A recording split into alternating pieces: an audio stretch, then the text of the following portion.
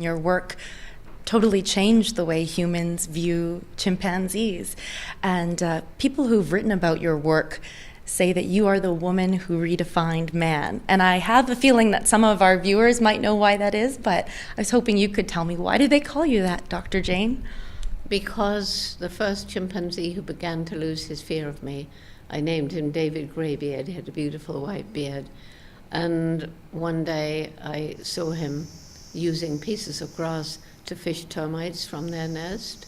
I saw him break off leafy twigs, and to use that as a tool, he had to strip the leaves. And at that time, science thought only humans use and make tools. We were defined as man, the tool maker. So when I sent a telegram to Louis Leakey, he said, well, we must redefine tool, redefine man, or accept chimpanzees as humans. From your time working with chimpanzees, do you have a moment or an experience or two that you cherish the most, and why do you love it? Well, there are so many, but I'll pick one, which is when the wonderful old female Flo, she had a 6-year-old daughter and a brand new baby son. And when the son was about 8 months, just beginning to totter, he was curious and he came up to me where I was sitting on the ground. And his mother was a bit nervous.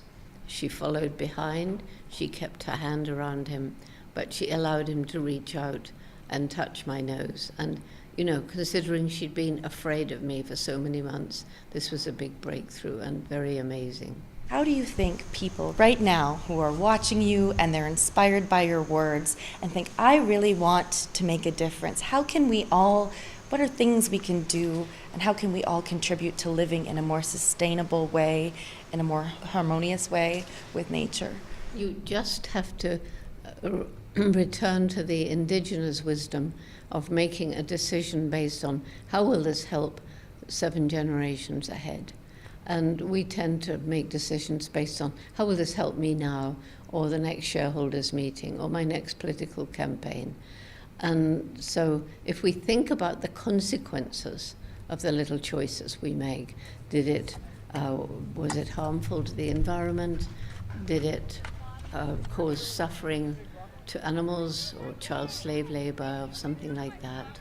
Think about those consequences and find a way to link our clever brain with love and compassion, the human heart. Because I truly believe only when head and heart work in harmony can we attain our true human potential.